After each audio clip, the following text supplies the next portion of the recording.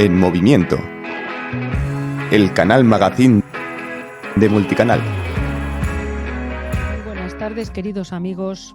Esto es La Espada para En Movimiento MR. Hoy tenemos un programa, yo os aviso, es un programa duro. Vamos a hablar con nuestros tres invitados, más tarde os los presentaré. Vamos a hablar de una situación, un grave problema social que aqueja a nuestro país, que se lleva dando muchísimos años, décadas, donde España duplica la media mundial de niños viviendo en hospicios. O sea que muchos niños son, digamos, secuestrados. Podemos decir que hay presuntamente un tráfico de menores. Se les retira la tutela a sus padres y pasan a vivir en un lugar donde se les acoge, lo que toda la vida se ha llamado hospicio. Yo creo que hay que llamar a las cosas por su nombre. Aunque se les cambie el nombre, parece que es más aceptable, pero no deja de ser un lugar donde están lejos de sus padres. Habrá situaciones donde esto es aceptable, entendible y lógico, pero también hay muchas situaciones, y desde lo que vamos a hablar en estos momentos, en este espacio de La Espada, donde sin orden judicial y sin que haya realmente una causa de fundamento, se les retira a sus padres de la custodia de sus hijos y prácticamente dejan de verlos. Con el daño que esto supone terrible daño de todo tipo para sus padres y también para los niños que sufren. Es que ya se sabe que tienen un mayor índice de abandono, de sentimiento de abandono, porque efectivamente se sienten abandonados. También hay retrasos cognitivos, hay retrasos lingüísticos, situaciones de abuso que se dan en esos hospicios y que ya se saben y muchas veces se han denunciado, y que no ocurre nada. Todo esto, esta situación terrible se está prolongando. 52.000 niños en acogida hay en España actualmente, y presuntamente el 98% o 90 y tantos por ciento de esos niños es de manera ilegal.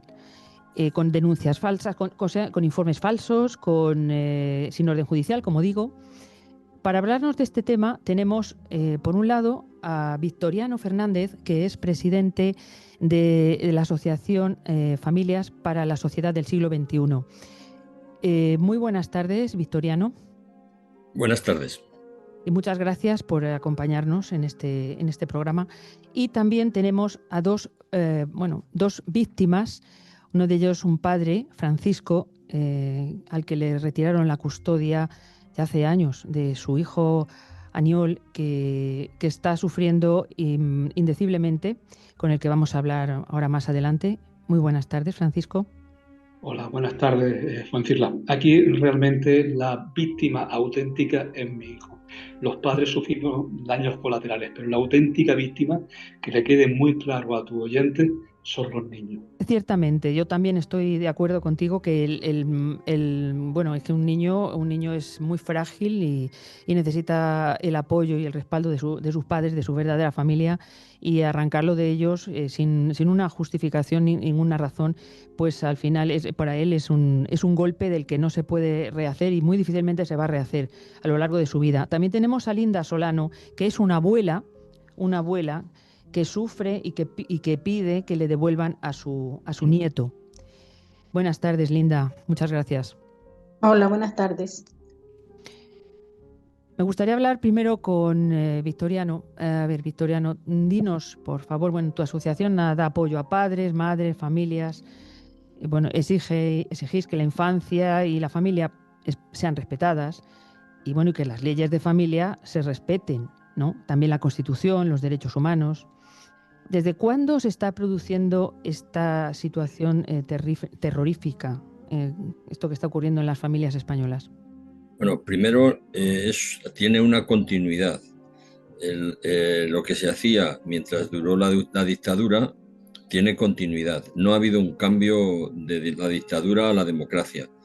La ley del 87, que es la primera que se hace supuestamente para adaptar la nueva realidad social de democracia en España, que se hace a consecuencia de un hecho terrible que sucedió en uno de los centros de menores de la época, del año 85, pero no cambió a mejor. Lo que se hizo fue reforzar todas las medidas para juzgar a las familias y para llevarse a los niños, no para lo contrario, que sería lo lógico. Entonces, continuidad desde la etapa anterior a la de ahora, pero repito, una vez muerto Franco todavía hasta el año 85 ni siquiera se tocaron las leyes que tuvieran que ver con la familia y la infancia. La primera es del 87. Y luego se han ido reformando las leyes desde entonces, las leyes del Estado y las leyes autonómicas que tienen que estar sometidas a las del Estado, se han ido cambiando cada vez que ha habido una tragedia o ha habido un escándalo, como el que ahora se está produciendo en Cataluña con la de Gaia. Entonces se cambian las leyes deprisa y corriendo, pero como no hay una escucha por parte de las autoridades políticas, no hay una escucha a los expertos, pues no se incorporan aquellas decisiones, aquellas normas que piensen en lo que siempre dicen, que es el interés superior del menor. Por desgracia, ni las leyes ni su ejecución en general, eso no quiere decir que todos los trabajadores sociales sean unos monstruos y que todos los psicólogos que participan en estos procesos sean que no conozcan, no. Es el sistema en su conjunto el que no está bien hecho y el que mantiene en todas las leyes que se han ido haciendo algunos apartados muy poco claros que permiten utilizarlos contra las familias en vez de a favor de las familias. Entonces, eso es mi opinión, que no ha habido un cambio profundo y que tiene que haberlo, y que ni siquiera la última ley que se ha hecho, que es la LOPIBI, de verdad ha entrado a fondo en lo que está sucediendo. Entonces, ¿podemos hablar realmente de que hay que el sistema está corrupto? El sistema, además de estar corrupto, porque el sistema tiene dos problemas básicos, tiene muchos, pero tiene dos básicos. Uno es el negocio de los centros de menores, que están todos, o la mayoría, en manos de entidades privadas, muchas veces de grandes empresas de la construcción y otro tipo de empresas, que ven que hay un hueco de negocio teniendo centros de menores y crean un centro de menores. Y ese es un problema que tiene el sistema. Pero hay otro problema probablemente más grave, y es que no se hace caso a los psiquiatras, psicólogos, etcétera, que de verdad investigan en la importancia que tiene en el niño, en el bebé, la niña y el niño, los primeros años de vida. Es que en esos primeros años de vida, la necesidad que tiene de apego con la madre especialmente, pero también con el padre, madre-padre, pero básicamente cuanto más niño es o niña, cuanto más bebé, más necesidad tiene del apego con la madre. Y eso que se sabe de hace mucho tiempo, que eso lo estudió Montessori, lo estudió Piaget, lo estudió en el caso nuestro las hermanas Uri, que son... Bowlby también lo estudió. Es que yo soy psicóloga y, bueno, pues entonces... luego el apego se rompe el vínculo de apego al separarlo de su familia y de sus padres, y eso es algo irreparable. El daño es irreparable. Pues entonces, ¿qué te voy a decir? Si tú eres psicóloga, yo que como es la primera vez que hablo contigo, bueno, pues exactamente, pero todo eso no se tiene en cuenta en las leyes y lo que en la práctica, lo que se van es buscando fallos en la familia para llevar el niño a otra familia o a un centro. Es así. Hoy hemos estado, Ligia y yo, en Madrid, hablando con una madre de aquí de Madrid que se llama Marcia y que porque la niña es una niña, ha nacido con un problema de corazón y porque tiene también otro problema, que es que tiene síndrome de Down, han decidido tenerla en un hospital. Lo primero, han tenido a esa niña en un hospital 5 meses con la madre, amenazándola a la madre durante esos 5 meses. Ha estado en el Gregorio Marañón y la amenazaban de que cualquier día se la llevarían, y ya se la han llevado. Y ahora está en un centro de menores que se llama Nazaret, que es el peor sitio donde puede estar esa niña, porque esa niña tiene a su madre, a su abuela y a su tío, que es con los que vivía la madre, que están deseando tenerlos. Y ahora ni siquiera la madre puede ver a su hija, porque la ha podido ver en el hospital, lo cual imaginaros todos, los que nos estáis escuchando, cómo se puede vivir el posparto en un hospital con la niña. Entonces, bueno, pues allí hemos estado. Y lo que sí supongo que estará conmigo de acuerdo Linda es que hemos ido pocas personas a protestar y que las Sí, personas que vamos a protestar nos cuesta entendernos entre nosotros. Por lo tanto, el problema es, ya he dicho, el negocio que hay en los centros de menores, por una parte. ¿Cuánto dinero un niño? ¿Cuánto dinero mueve un niño que va a un hospicio? Un niño que va a un hospicio le pueden dar al centro entre 3.500 euros mes y 9.000. Y ahí hay otro problema de nuevo, que fomenta el negocio y la maldad. Porque si el niño está bien, no tiene ninguna enfermedad, entonces son 3.500, 4.000 euros mes. Pero si tiene cualquier enfermedad, puede llegar a ser 9.000 euros al mes. Lógicamente, al y si no centro que... tiene, se la inyectan. Bien, además puede ser que se la inyecten, pero independientemente de que se la inyectan o que se la inventan, el hecho es eso. A la pregunta cuánto dan, se da ese dinero. Y luego hay otra cuestión que en general los que hablan de esto no lo explican bien, y es de dónde viene el dinero y cómo se recolecta el dinero. El dinero viene de Europa y es preocupante que Europa, en vez de utilizar cualquier otra manera de calcular el dinero que viene 67.000 a 70.000 euros al año en función de los niños tutelados. O sea, al Estado español no le interesa bajar la cifra de niños tutelados, porque si baja la cifra de niños tutelados, la cantidad que viene de Europa para todo lo que tiene que ver con las consejerías de familia desciende. Entonces, vuelvo a resumir, de 4.500 euros, 4.500 euros a 9.000 por niño cuando está en un centro. Y el dinero que viene de Europa se calcula, porque a veces se dice que es que hay dos maneras de dar dinero para esto, y es que se le da 68.000 de golpe al centro y luego todos los meses 4.000. No, eso no es así. 68.000 euros o 70.000 es la cifra que viene de Europa, que luego se reparte por las comunidades autónomas. Entonces, eso explica que España duplique la media mundial de niños viviendo en hospicios. Otra cosa esto que decías, Linda, que podéis intervenir. Esto que decías, Linda, que tú perdiste a tu nieto, ¿no? Tú perdiste a tu nieto, es que se inventan, que le inyectan, o sea, que tiene algo que ver con informes falsos, hablando de problemas o de situaciones que exigen pues pues estos secuestros o retirar las tutelas a sus padres. Pues cuéntanos un poco tu experiencia, ¿no? En este sentido, ¿no? Bueno, yo cuento un poquito mi historia que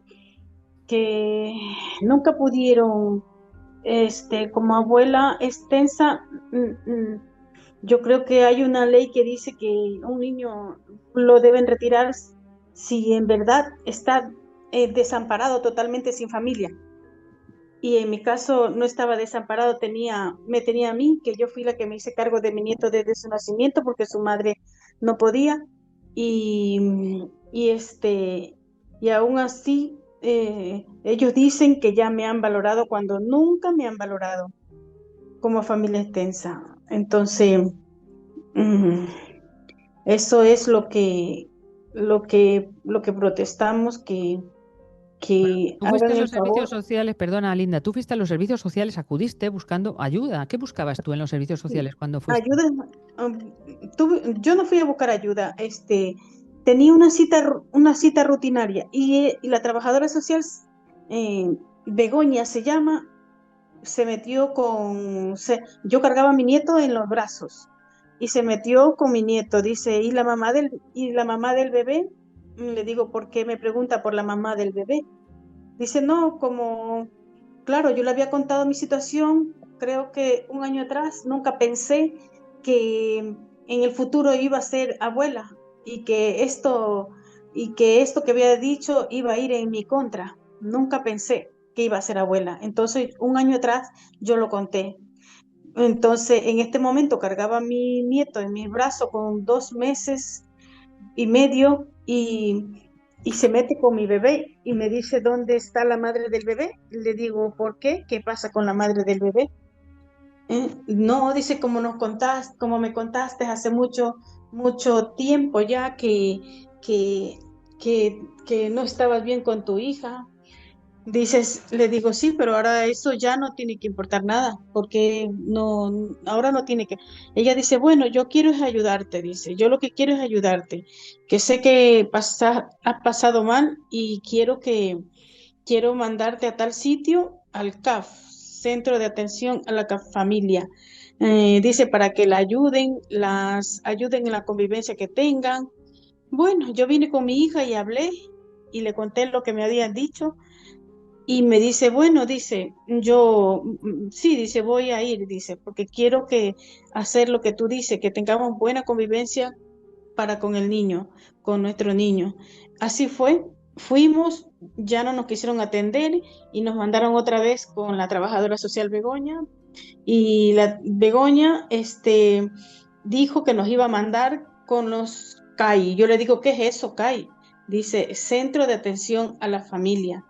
No sabía Infancia. que era eso. El CAI es a la familia, a la infancia, perdón. Eso, CAI, Centro de Atención, a ver, CAI, Centro de Atención de la Infancia. Todo esto en Madrid, Linda, me estás Sí, diciendo. en Madrid, sí. Entonces, cuando ya fui allí, estas personas, dice, las voy a mandar con estos profesionales. Estos profesionales, bueno, que ahí las van a ayudar, las van a valorar.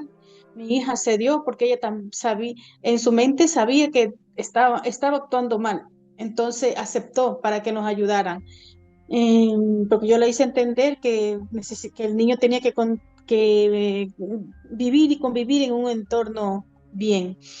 Cuando fuimos nos hicieron un seguimiento por 8 meses. A mi hija la ponían en contra estos trabajadores sociales, estas personas, porque yo no sé si son trabajadores sociales o no. Uno es un educador que se llamaba Luis Carlos Nevado Blanco, y ella dice que es psicóloga, Carmen García. Entre los dos se encargaron de hacernos un seguimiento. A veces nos citaban en conjunta con mi hija y a veces la citaban a mi hija sola y luego a mí sola. Cuando la citaban a mi hija sola, la ponían en contra de mí y mi hija llegaba peor a casa. Entonces, llorando y con ataque de ansiedad. Mamá, mamá, me han dicho esto, mamá, por favor, dile algo a esa gente. Yo no quiero ir más, mamá, mamá, no quiero ir más. Yo, pues, cuando me citaban a mí, eh, yo le decía, yo no sé qué hablan con mi hija, porque mi hija va peor y yo he venido aquí es a que ustedes nos ayuden a la convivencia que Una tenemos cosa, con mi hija. perdonas, Linda, pero mientras tanto el niño ¿con quién estaba? ¿Con vosotros o ya lo habían dado en Eso fue acogimiento? antes, eso fue antes, Victoriano, cuando aún no se lo llevaban. O sea, Estaba, vivían en tu casa. En ese momento el niño vivía contigo. sí, conmigo, mi Vale. hija y mi compañero, los tres, los cuatro. Pero lo Los que no cuatro entiendo vivían. es cuál era el objeto, o sea, qué razón os dieron para todo esto. Porque, bueno, vosotras dices que tiene algún problema de convivencia, pero eso pasa en las mejores familias. O Sí, sea, los problemas de convivencia, las peleas, es que eso no es motivo ni para que intervengan servicios sociales ni para que hagan absolutamente nada. Bueno, ahí perdóname, escúchame. Yo ahí sí creo que muchas veces nosotros mismos no acabamos de plantear bien las cosas. Yo sí creo que es necesario una- una- un apoyo psicológico, un apoyo emocional a la persona que tiene el problema, que en este caso de la hija de Linda debieron de dárselo incluso antes de tener el niño. Entonces, no es que los servicios sociales y el sistema de atención a las familias no sea necesario, es que no está bien organizado.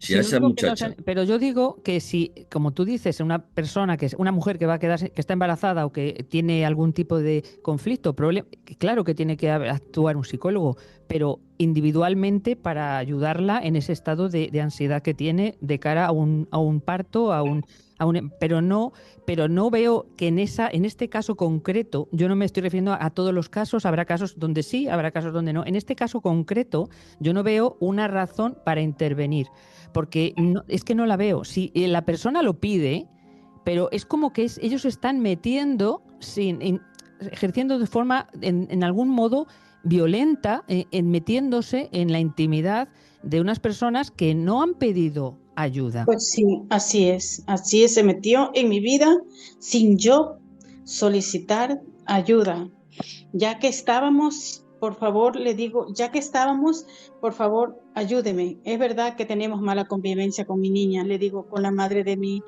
nieto. Lo que dice Victoriano es verdad, es verdad. Ellos están para ayudar, no hacer lo contrario.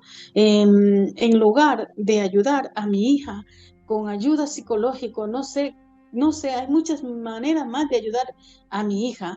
Sí, en vez de ayudarla, lo que hicieron, aprovecharon un momento donde ella se comportó mm, muy mal y yo ya no pude más que, me duele esto contar, pero es la verdad.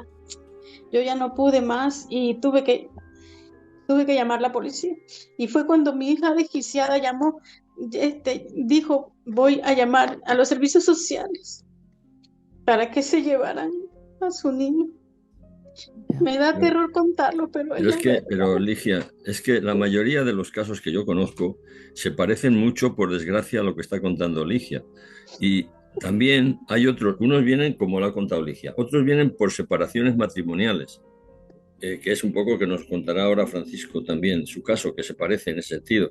Entonces, por eso digo que falla el sistema entero, Por eso porque sí, sí, es una corrupción, es corrupción, los, los corrupción, o sea. psicosociales, no, pero yo no sé si es solo corrupción o es que a las psicólogas como tú no se les da voz y el equipo entero, por ejemplo, el primer caso que yo conocí, yo me metí en este lío porque una mujer que todavía no ha recuperado del todo a sus hijos, que ya tienen 22 años, cuando tenían 7 y 8 años, se los quitaron mientras ella gestionaba la separación con su pareja, con su marido. Entonces, eh, era increíble lo que sucedió en ese caso, porque ella tenía una custodia compartida y el psicosocial, en vez de favorecerles en esa custodia compartida que tenían, sucede un incidente porque ella andaba con problemas de trabajo y tiene un problema en la casa, y entonces pacta directamente con el marido sin pasar por los servicios sociales ni por el psicosocial, pacta que se los va a llevar 15 días seguidos. Y él, que estaba esperando esto para quedarse con los niños, aprovecha esto que ella hace, llévate los 15 días para que no no se los devolvió nunca. Y cuando llega a conocimiento de los servicios sociales y del psicosocial judicial, lo que hacen es empezar a buscar qué errores ha cometido ella, tiran de la historia entera de ella, de cuando ella tenía 15 años, que había tenido algún tipo de problema, de depresión y demás, lo juntan todo, lo meten en un paquete y deciden llamarles a juicio sin explicarle a ella para qué es el juicio, y en ese juicio lo que se dice es que definitivamente ha decaído la custodia compartida y que ahora la custodia le corresponde al padre, y para que ella recupere el derecho a ver a los hijos tiene que pasar por un punto de encuentro. Ella no acepta lo del punto de encuentro y a partir de ahí empieza todo el lío que termina, como te estoy diciendo, que ahora ya han pasado de eso 10 años y los niños los ven muy de tarde en tarde, o como ya son mayores de edad van a verla cuando ellos quieren, pero el apego lo rompieron. Qué barbaridad. Entonces, repito, no es tanto que haya, en ese caso concreto, ni siquiera había negocio, porque el que se quedó con los niños fue el padre, no hubo negocio ni hubo corrupción económica. Lo que hubo fue mal funcionamiento del punto de encuentro, porque ella decía que no quería ir al punto de encuentro porque se negaba a que trataran a sus niños como si fueran presos. De hecho, conseguimos durante un pequeño tiempo que viera a sus hijos, y eso sí dio buen resultado, a escondidas, porque la madre de ella un día a la semana les pagaba una comida en un restaurante y allí iban. Quiero dar voz a Francisco, Ah, vale, sí, bien, muy bien. quiero Perdona que dar yo voz a a veces Francisco. me enrollo, sí. Francisco, cuéntanos tu calvario, lo que tú has pasado por el amor a tu hijo y lo que sufres, porque has saltado decir que efectivamente que los que realmente sufren, los que el trauma se lo llevan los niños, y desde luego que sí, pero tú también estás pasando lo tuyo y la angustia, en fin, cuéntanoslo para que, no sé, y cuéntanos tu perspectiva, cómo lo ves tú y qué crees que falla y qué tendría que cambiar. Sí, Juan Cirla, mi situación es muy desesperada, pero como decía antes, tenemos que fijarnos sobre todo en el dolor, en la agonía, en la angustia, en esos momentos tan terribles de soledad, de incertidumbre, de preguntarse un niño pequeño, ¿por qué no estoy con mi padre? ¿Por qué me han quitado a mi madre? ¿Por qué aparezco en este sitio donde yo no conozco a nadie? Con un comedor que nunca he estado, con unas personas que me rodean a las que no conozco y probablemente no tenga ninguna empatía con ellas. Realmente aquí tenemos que centrar todo el discurso en que los niños son los grandes damnificados de esta historia. Por supuesto que los padres sufren, por supuesto que los abuelos sufren. Hay mucha gente que sufre alrededor de esta historia, pero sobre todo ellos. Mi hijo, que cumplió 7 años el pasado 18 de mayo, es autista y esto aún agrava más la situación. Mi hijo lleva secuestrado legalmente en este país, pero secuestrado con todas las letras, desde hace 16 meses y 20 días hoy. Durante ese periplo, durante ese calvario, durante ese vía crucis sin nombre, mi hijo ha pasado por 3 instituciones diferentes. Cada vez que mi hijo se le cambia de sitio, supone una regresión, una involución importantísima en su anomalía, en su trastorno. Aniol y yo teníamos un vínculo muy especial.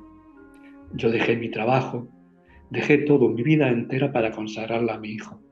Y esto que estoy diciendo no es baladí. Morir por un hijo es relativamente sencillo. Yo creo que casi todos los padres, y recalco la palabra casi todos, llevamos en nuestro ADN. Pero vivir para un hijo, las 24 horas del día, los 7 días de la semana, renunciar a todo por él, eso ya no es tan sencillo. Yo sí lo hacía porque la devoción que siento por Aniol es mayúscula. El amor que tengo por mi hijo es infinito.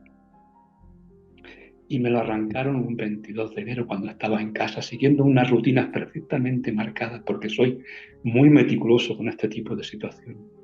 Aniol tenía una pedida perfectamente estructurada, que es lo que precisa, lo que necesita y lo que anhela un niño autista. Mi hijo era feliz. Las rutinas eran rígidas, con un horario muy complejo, pero había gran libertad dentro de esa rutina. Y mi hijo era muy feliz. Teníamos una vida perfecta. Eso estalló, como digo, por los aires, cuando estos chacales, porque son verdaderas hienas que se alimentan de despojos, entraron en nuestra vida. Cuando la administración, cuando los servicios sociales, yo aquí no soy tan condescendiente como mi amigo Victoriano, porque soy un padre con un hijo secuestrado a día de hoy. Se comprende. Mi mano izquierda no existe.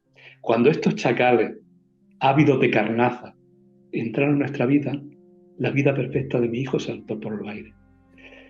Cuando esta gente entra en tu vida, yo recuerdo muchas veces la frase que pendía en la entrada del infierno de Dante, que decía que los que van a entrar aquí tienen que dejar sus esperanzas fuera. ¿Qué es lo que ocurre aquí en esta situación? Que esta gentuza, porque son gentuzas, porque todo lo que yo he encontrado hasta el día de hoy son gentuzas, elaboran unos informes que ellos mismos se habilitan, informes cargados de mentiras, tergiversan la verdad, ocultan la realidad para cargarse de razones que justifiquen su atrocidad. Con eso se llevan un niño y se llevan una pingüe subvención. En el caso de Aniol no son ni siquiera los 9.000 euros que decía antes Victoriano, ¿no? En el caso de mi hijo van de 12 a 15.000 euros por el hecho de ser autista. Cuando tú agarras una pieza, y que mi hijo me perdone, que lo quiero muchísimo por la expresión que acabo de utilizar, cuando tú agarras una pieza de estas características, con unas fauces como tienen estos impresentables, es muy difícil arrancársela, porque son de 12 a 15.000 euros mensuales que entran en la arca. Por desgracia, en este país, que es digno descendiente del Lazarillo de Tormes, cuando el dinero, la codicia y la avaricia entran por la puerta, la sensibilidad, el sentido común y la compasión salen por la ventana, y salen muy rápidamente. Mi hijo, de un día para otro se lo llevaron. Y yo, para recuperarlo, tengo que entablar un proceso administrativo que desemboca en un proceso judicial que nos va a llevar 2 años. 2 años que esta gentuza, estos impresentables, estos facinerosos, están lucrándose a costa de un niño pequeño, vulnerable, con las necesidades especiales que tiene mi hijo. Tanto Infancia de Gerona como Infancia de Madrid, que son que tengo la desgracia de conocer, se presentan con los mismos métodos mafiosos. Son auténticos crápulas. Yo creo que esto es extensible a toda España. porque hay casos tan sangrantes como estos, y sin entrar en particularidades, porque todas ellas son muy semejantes entre sí. La forma de operar que tienen es similar en todos sitios. Es arrancar al niño, sembrar la desgracia en una familia y arruinar el futuro del crío, a cambio de un dinero. Mi hijo, como decía, ha estado en 3 centros distintos. Primero en Hortaleza, que es un sitio puente, y luego se lo llevaron a un antro del Escorial, al Martínez Pujanda. Yo estuve 5 meses delante de esa puerta de ese local, con mi coche, vivía allí, dormía allí, por ver a mi hijo 10 segundos por la mañana cuando iba al colegio y otros 10 segundos cuando lo traían de vuelta. No me importó en absoluto ni el frío, ni la incomodidad, ni las necesidades, ni esa vida tan sumamente precaria. Tal es el amor que tengo por mi hijo. Con tal de verlo 10 segundos y que él me viera a mí, lo daba por bien empleado. Pero esta gentuza, con la directora general a la cabeza, Silvia Balmaña, y verás cómo no hay ni nadie que me denuncie. Es más, voy a decir que si hubiese invitado a cualquiera de estas crápulas a intervenir en este programa, se lo hubiesen negado, porque además son cobardes. Son cobardes y se parapetan en su círculo de poder omnímodo, ese círculo de poder que nosotros mismos, la sociedad de este país, le hemos otorgado. Esta gente tiene este poder, esta gente tiene esta fuerza, esta gente tiene esta capacidad de hacer el mal, porque nosotros como sociedad se lo estamos permitiendo. Somos un país reaccionario, somos un país eminentemente insolidario, que solamente nos preocupamos de estas cuestiones cuando realmente nos toca a nosotros. A mí me preocupa mucho esto que me dices, Francisco, mucho de lo que me estáis hablando. Toda bueno, os conocí en una manifestación, una concentración en Madrid, en febrero, me parece, de este año. Y yo que te quería preguntar, hablabas de razones que han arguido para arrebatarte a tu hijo. ¿Qué razones? ¿Tú has visto algún informe? ¿En qué se han basado para secuestrar a Aniol? Esto que me pregunta es muy importante y va a resultar muy clarificador para tu audiencia, porque es palmario lo que voy a decir ahora mismo.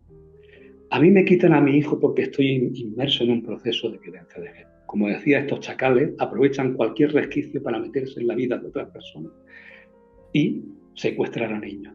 Yo estaba, como digo, en un proceso de violencia de género. Y la razón que a mí se me arguye, que se me atribuye para que yo no pueda ver a mi hijo, es que soy un maltratador. Pero fíjate hasta dónde llega el esperpento, que a mí se me ha juzgado por alguien que no es juez y se me ha condenado por toda esta panoplia de sinvergüenza antes de que hubiera un juicio. ¿Qué pasó? Que en el juicio salí absuelto, totalmente absuelto. Y esta gentuza, porque son gentuza, en vez de reflexionar, en vez de hacer acto de conciencia y decir, no hemos equivocado, este hombre le hemos dicho, le hemos vertido sobre él una serie de cosas que no son ciertas, que un juez ha desmentido. En lugar de devolverle a su hijo, lo que hacen es agarrarse a un argumento tan frágil como pueril para seguir secuestrando a mi hijo. ¿A qué se agarran ahora? Una vez que ya no tienen el argumento de que soy un matador porque soy inocente. Bueno, pues que durante esos 5 meses que estuve con el coche delante de la puerta del antro donde estaba mi hijo secuestrado, donde estaba encarcelado, la directora, porque yo era un elemento incómodo en ese sitio, porque denuncié varios comportamientos negligentes, que eso sería otro tema a tratar, y muy importante, de cómo funcionan estos chiringuitos que se supone que cuidan a los niños. Sería muy importante el funcionamiento y la dirección de esos antros. Para quitarme a mí de allí, porque denunciaba las barbaridades que se cometían con mi hijo, mandó una serie de informes totalmente fraudulentos, que es a lo que ellos están acostumbrados a hacer y se les da muy bien, a un juez de Ripoll, donde estaba nuestro caso, y este juez de Ripoll prohibió que yo viera a mi hijo. Se agarran a eso para seguir manteniendo a mi hijo preso cuando ya no tenía objeto de ser, porque yo ya estaba suelto en una sentencia anterior, pero le da exactamente igual. Se agarran a un clavo ardiendo con tal de mantener a los niños. Es decir, que mi hijo siga a día de hoy secuestrado y no se lo dan a su padre por un argumento original que ya no existe, pero se han inventado otro por el camino que le permite seguir recaudando. Ahora mi hijo está en Getafe. ¿Qué ocurrió cuando mi hijo se fue a Getafe? Y aquí hay una cosa que es muy importante saber. Yo me fui de ese centro, de la puerta de ese centro, el 9 de marzo, porque le estaban haciendo la vida imposible a mi hijo. No le permitían salir como los demás niños a la puerta de la calle y lo estaban alienando contra su padre. Cada vez que salía por la puerta, iba al colegio, bajaba la cabeza, previa mirada intimidada al educador de turno. Por eso decía que merece un programa aparte el funcionamiento de estos chiringuitos.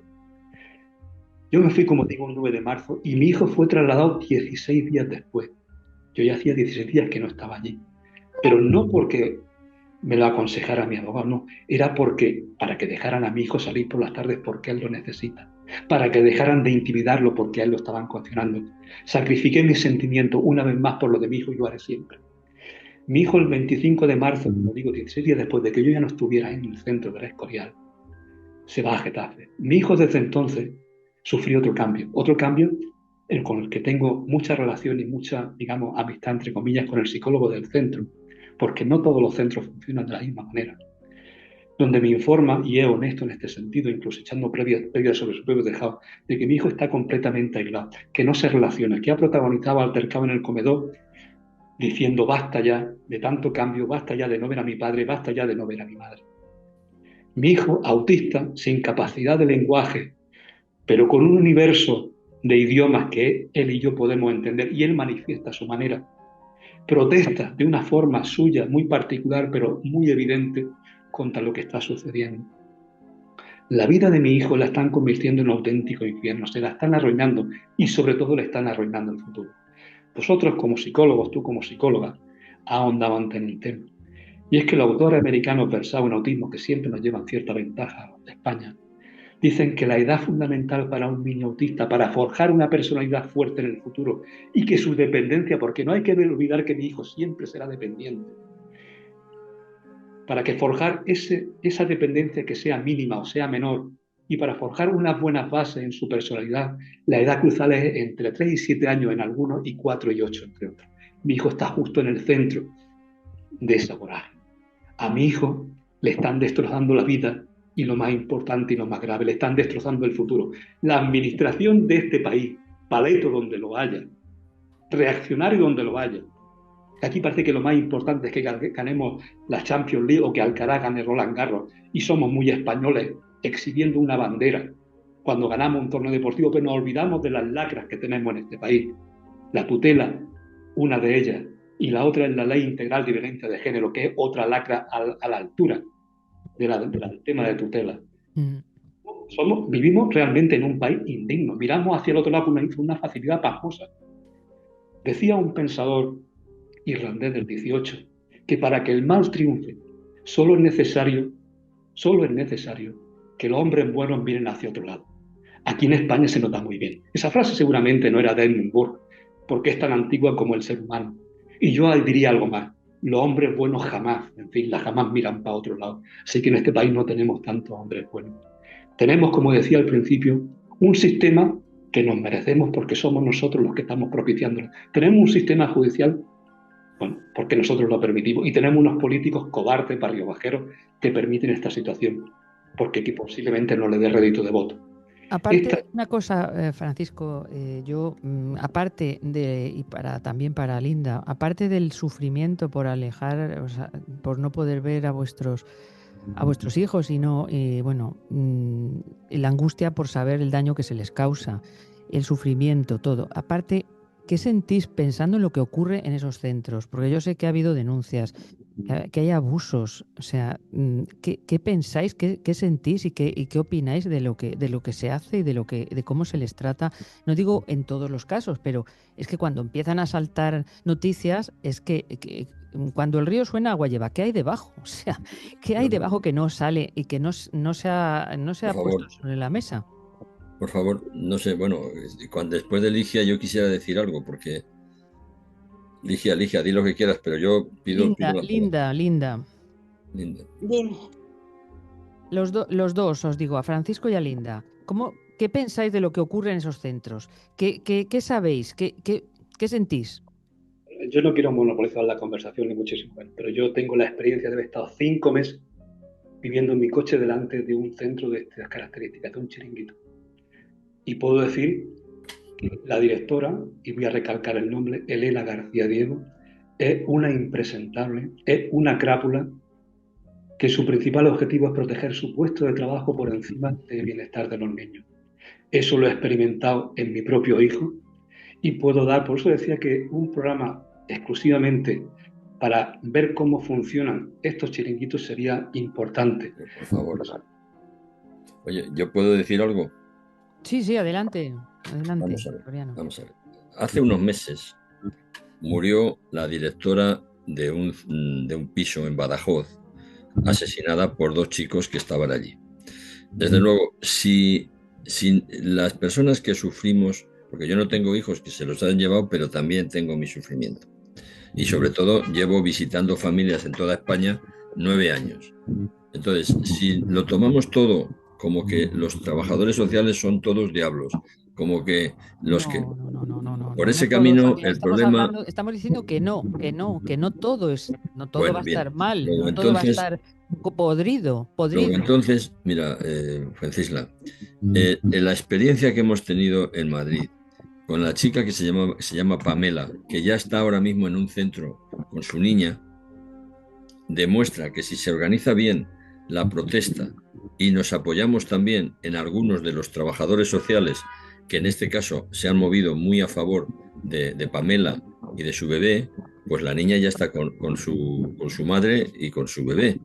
Y la familia está preparándole una habitación, una casa, para que en unos meses vaya donde tenía que estar. En el caso de Marcia, no sabemos muy bien cómo terminará, pero yo creo que también, y Linda, que ha estado esta mañana conmigo, ha visto cómo nos saludan algunos de los trabajadores sociales. Y en cambio, ha visto también cómo una de las personas que estaban con nosotros se ha puesto muy nerviosa y entonces lo que hemos conseguido es que también los trabajadores sociales se nos enfrenten a nosotros. El problema es tan grave que nos tenemos que organizar. Y luego, respecto a que solo sea España, yo disiento con Francisco, he hablado bastante con él, y no estoy de acuerdo en que solo sea España. Yo no tengo datos internacionales, pero hay 2 películas hechas, una en Inglaterra, que se llama Lady Bird, que no es tan antigua, y otra me parece que en los Estados Unidos, que se llama Filomena, que cuentan casos como estos estremecedores. O sea, es un problema mundial, que a lo mejor aquí nos afecta más. De hecho, hay otra cosa de la que yo quería hablar hoy en este programa, y aprovecho para hablar de él, y es un colectivo de psiquiatras españoles que se llaman ASMI Conecta Perinatal. Y creo, Fuencila, que sería importante que te conectaras con ellos y que llames a venir a hablar a este programa al presidente de Conecta Perinatal, que está haciendo una labor muy, muy interesante y que ahora hace poco le han nombrado ni más ni menos asesor del Ministerio de Sanidad para asuntos de infancia, gracias al libro que tiene publicado que se llama... ahora se me ha olvidado el nombre, Naciendo, se llama Naciendo el libro. Y ese libro de Conecta Perinatal explica muy bien todo lo que habría que hacer también desde los hospitales, desde los pediatras y desde la escuela. Uno de los problemas que tiene nuestro país es que en la escuela infantil sobre todo, no se trabaja con modelos que existen modernos. Se sigue trabajando con unos modelos bastante antiguos en general, pero hay algunas escuelas que lo hacen muy bien. Entonces, si generalizamos en exceso, decimos todos los maestros son malos, todos los psicólogos son malos, con eso a lo que generamos es un enfrentamiento entre unos y otros, y encima con nuestros niños, sobre todo con los que están metidos en un centro, si nos oyen hablar de esta manera, ya sea porque lo decimos estando con ellos o porque nos oyen en un programa como este, lo que estamos es alimentando en ellos una situación para que pueda terminar como lo de Badajoz, que seguro que lo conocéis. Nadie habla de, mira, Victoriano, nadie habla de, no creo, y además, mira, Francisco, por ejemplo, que ha hablado de Olinda, hablan de su experiencia, hablan de las personas con las que ellos han tenido que tratar. No están hablando de todos los profesionales, que también hay muy buenos profesionales, seguro que sí, trabajadores sociales, habrá psicólogos honestos que no hacen informes o bien formados, porque a veces no es porque sean malos, o a lo mejor es porque les falta formación o les falta conocimientos. O sea, no se habla de todos. También es cierto que yo los datos que tengo es que España duplica la media mundial de niños viviendo en hospicios. O sea, duplica, es el doble.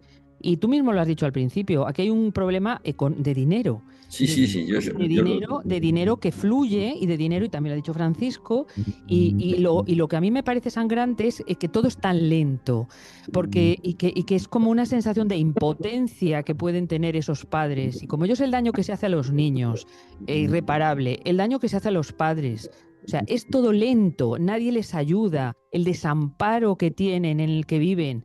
Yo puedo entender lo que dicen, su indignación y lo que ellos han vivido, y yo me quedo con esa verdad que ellos tienen de su propia experiencia. Que luego hay situaciones y hay personas y hay buenos trabajadores sociales y hay buenos que colaboran, que quieren hacer algo bien, que no se mueven por dinero. Pues claro que lo hay. Hay bien y hay mal. Y estamos inmersos en una batalla espiritual entre el bien y el mal. El bien y el mal. Y lo triste y lamentable es que la batalla se juega en la infancia. O sea, se está haciendo en la infancia, en los niños y en las familias, que son sagradas, y que los niños son sagrados y que no se puede tener a los padres, lo digo desde aquí, desesperando porque no recuperan a sus hijos, y a una abuela que no recupera a sus hijos, Sí, por más que reclame al juez, reclame a Dios, no hay manera. Francisco, Victoriano, no hay manera. Yo estoy de acuerdo, pero el problema es que hemos de aliarnos los que desde el dolor lo vivimos con los pocos que estén dispuestos a unirse a nosotros. En el caso de Madrid, que es donde va Francisco, esta misma mañana la subdirectora la funcionaria que tiene más poder en Madrid, que se llama Esther Abad, ha salido y nos ha saludado. Entonces, y la he preguntado, ¿cuándo nos vais a recibir? Y ha dicho, pues estamos en ello, pero es que los demás arriba no nos dan la opción. Entonces, claro, ahí ya entramos en otro terreno resbaladizo. Claro, los demás arriba es Ayuso, es la consejera que ha nombrado Ayuso. Entonces, si hacemos piña entre los propios implicados en el sistema y los padres que peleamos, si vamos más a las manifestaciones, porque hay otra cosa que es muy seria, y es que a las manifestaciones hoy hemos estado 5 personas. Pero ¿sabes qué pasa, Victoriano? Que los padres a los que le roban a sus hijos se hunden, se deprimen. A mí me admira que aquí tengamos a Francisco y a Linda que quieren salir a hablar, que luchan, porque es que lo que se entiende es que no quieren ni moverse, porque se hunden. Entonces, ese es otro problema añadido. La situación lamentable emocional en la que quedan las familias. Este multicanal, perdóname, Francisla, este multicanal se ve en toda España. ¿Qué tenemos que hacer para...? Es internet. O sea, yo os voy a pasar el enlace para que veáis para que tengáis el programa, para que lo difundáis.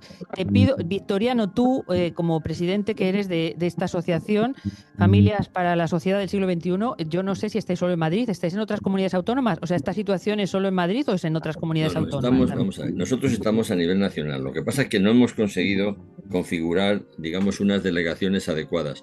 Pero yo he viajado fuera de Madrid en los últimos 10 años. Y tengo casos por ejemplo, hay un caso que a mí me gustaría que viniera a hablar ella, si se atreve, de León, que ahora la chica ya tiene 18 años y se empieza a reproducir el hecho del maltrato a unos niveles increíbles. O sea, esa chica de 18 años, primero, esa historia de León es una muchacha que la quitaron la niña, cuando la niña tenía, me parece que era 12 años, porque la niña tuvo un conflicto en el colegio y tiraron de archivo.